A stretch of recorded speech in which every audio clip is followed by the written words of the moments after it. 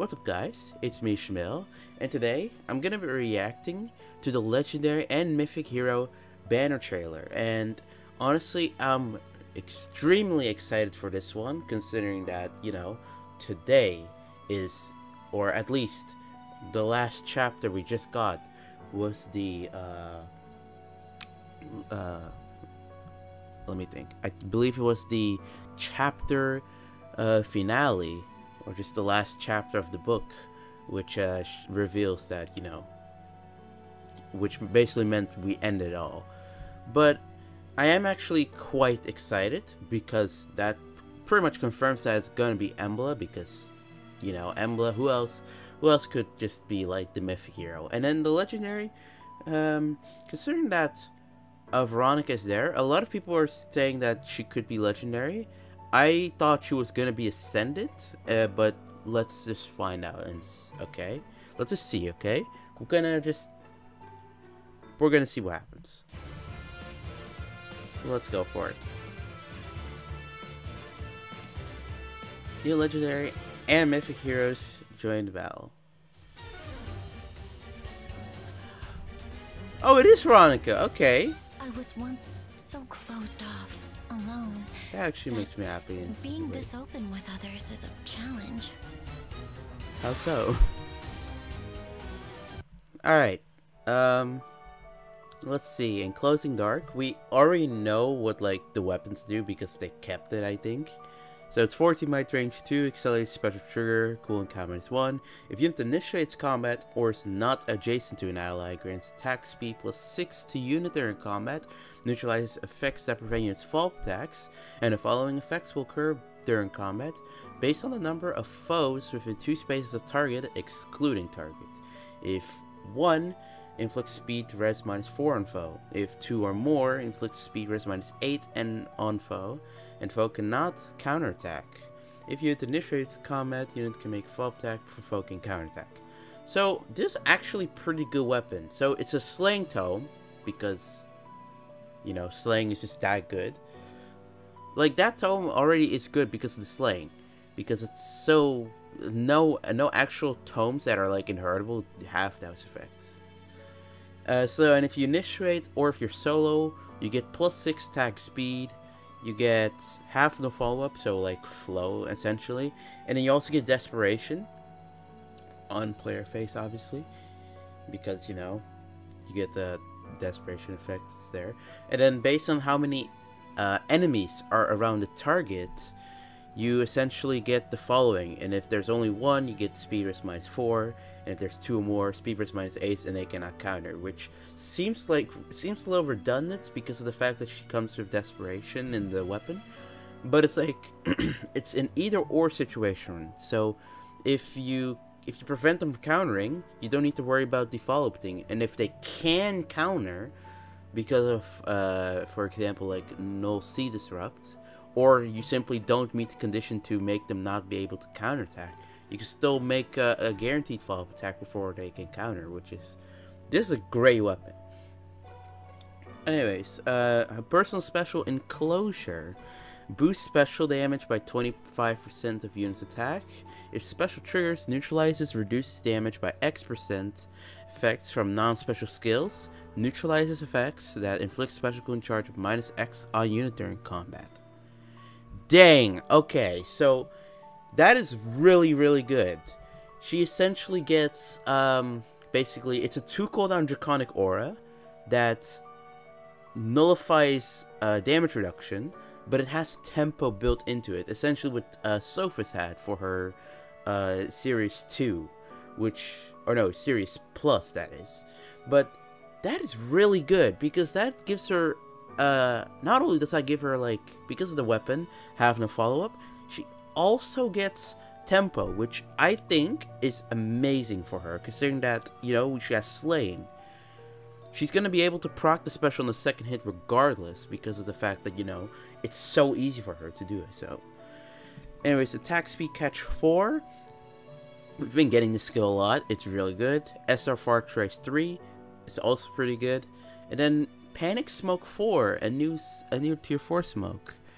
After combat, inflicts attack speed, defense, res -3, and panic on target and foes within 2 spaces target to their next actions, and grants foe penalty doubler on unit and allies in cardinal directions.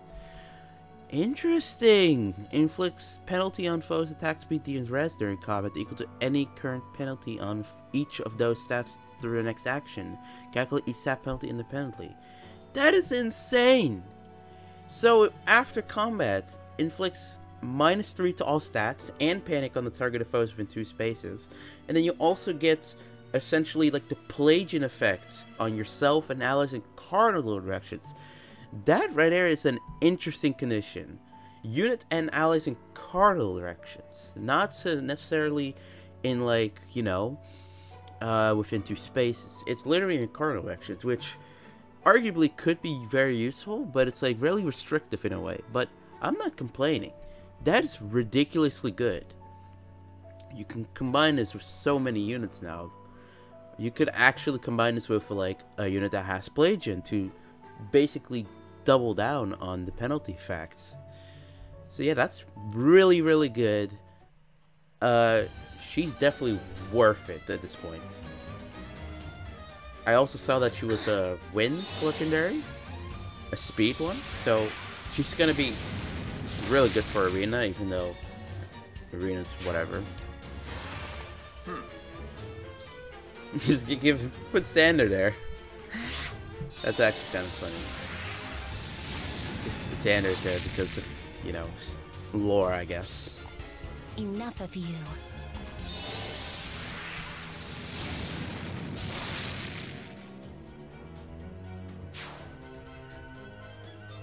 Embla, let's go. I hope that she's really good. Mortals because once I loved want me her. as they do Asker. I had Dark no choice. Mythic res. Did she just transform? regrets. Excuse me? She transformed even with the condition not there. Okay. I see you. Enclosing Claw 14 might range 1, accelerates special trigger, cooling combat -1. Start combat if unit's HP is 25% or higher, grants attack speed, defense, res +5 to unit during combat, inflicts penalty on foes, attack speed, defense during combat equal to number of foes within 3 rows or 3 columns, centered on unit times 3, max 9, neutralize effects that inflict special cooling charge -X on unit, and also if the number of foes within 3 rows or 3 columns centered on unit is 2 or more, neutralize effects that guarantee foes follow-up attacks, and inflict special cooling charge -1 on foe per attack during combat.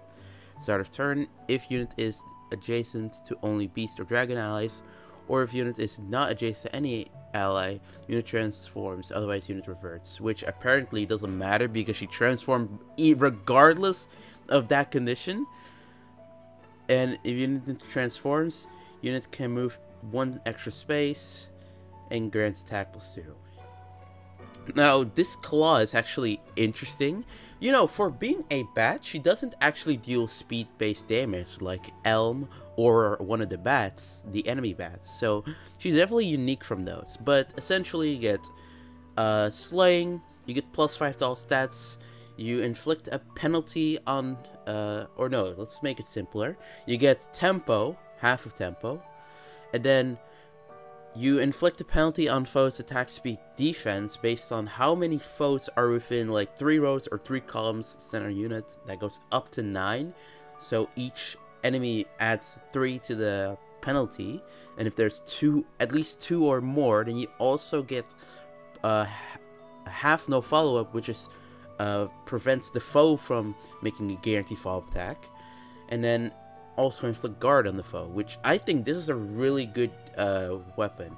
This reminds me of like Summer Aelgard, because that really is something that just opens up the way to ridiculous Gale Force strats.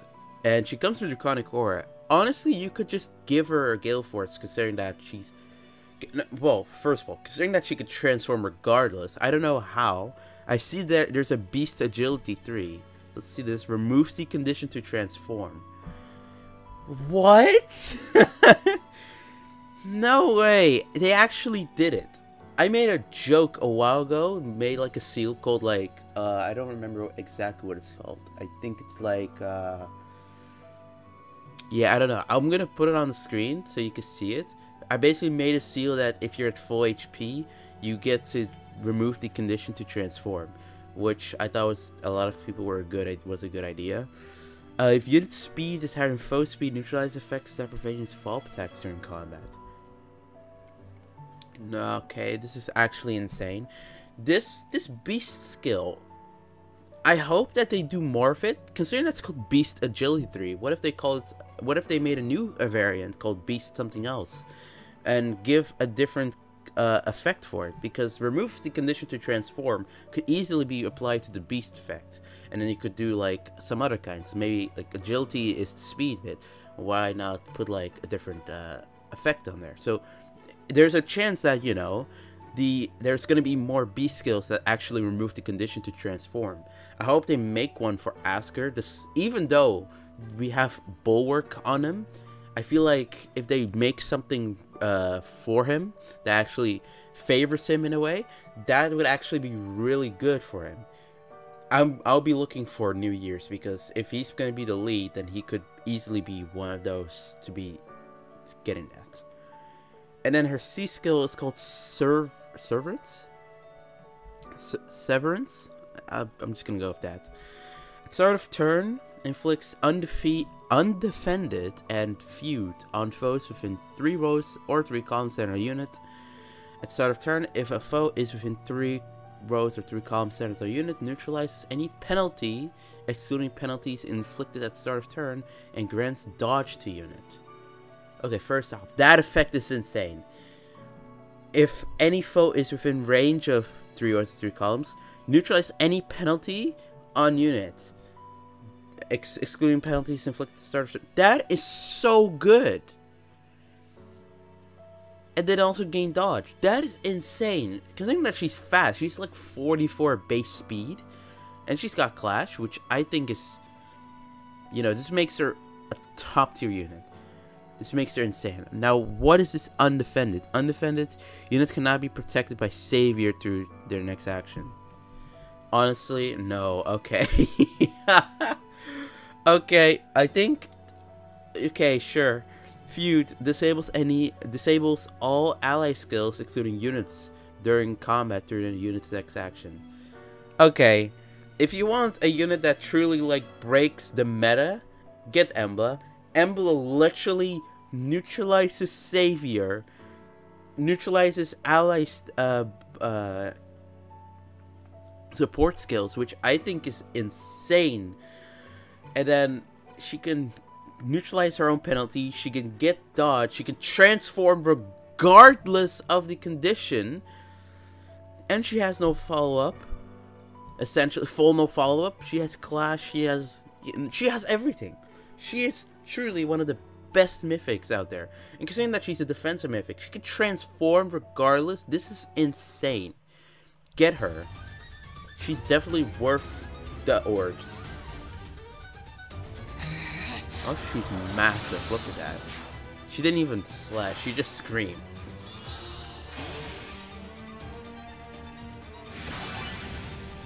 I will say, maybe there's a problem with, you know, she could be fragile in the case. However, she does so much. She could help. She inflicts a penalty that anyone could use, and this is something that is a problem in Aether rates, because Savior units. I mean, Savior units are very important because of the fact that, you know, it really just makes your fragile allies be protected by your armored. However, she single-handedly can just nullify all of that, which is it's actually insane. Suffer as I have.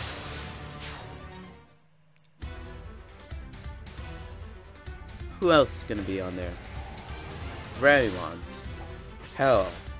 You got Sayros. I can never say that name right, sorry. Dogger. Legendary Micaiah. Legendary Sheeta. Legendary Nana.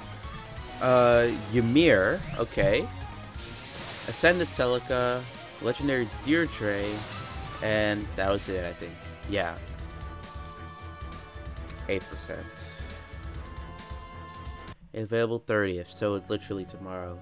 And I will say, just summon on this banner. Red is insanely good. Nana is always good. Veronica is insane. Embla is ridiculously good. Just go for her. I'm just saying, go red. I don't care how much 4 stars on red and how much you're gonna get disappointed by it. Go for red. This is the best. This is the best color, without a doubt. Let's go back for a second because I want a better view of it. Green. Green is alright. Ymir is good. Ymir is really good. Hell has kind of fallen off, but is still good. And then, who was the last green? Oh yeah, Dogger. Dogger is also good. Green is also a decent color. Colorless Bramimont kind of fallen off, especially with Embla there, because it's just an insult at this point. Legendary Micaiah is really good, and then Ascended Celica is also pretty good. Really nice. And then Blue Legendary Sheeta is good. It's not great. Ceros is good, kind of like outdated, still good though. And then Legendary Deirdre is actually pretty good. Every color here is good. However, if I were to prioritize it, red is the best color for sure. I would go actually, that's a hard decision. Like, green and colorless are tied for second, and blue is for me the weakest. But all I'm saying, go for red. Go for red. Red is these 2 units. Actually, no, these 3 units in red single-handedly are so good on their own.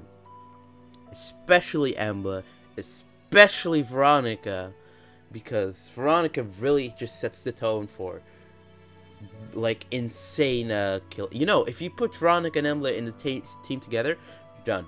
You simply just win. I don't know what else you could do. Like the Pelagian effect on Veronica, the Null Savior on Embla, the feud. It's just insane. I don't know what to say. This is like simply these 2 units right here, like the lead, the 2 main units on this banner are single-handedly the best units ever. So go for this banner, and you know I'm definitely going to. No doubt. These 2 units are the best, and I like them both. Asker, I still like Asker more, like, you know, as you know, I still like Asker for because he's nicer, and less like devilish. But I don't care right now. We're going for we're basing it off their current builds and stuff, and I'm saying that these 2 are the best units so far. So I hope you guys have enjoyed me reacting. Leave any comments below if you're gonna summon or just anything, because I 100% am going to. And I hope you guys have enjoyed, and I'll see you guys later. Goodbye.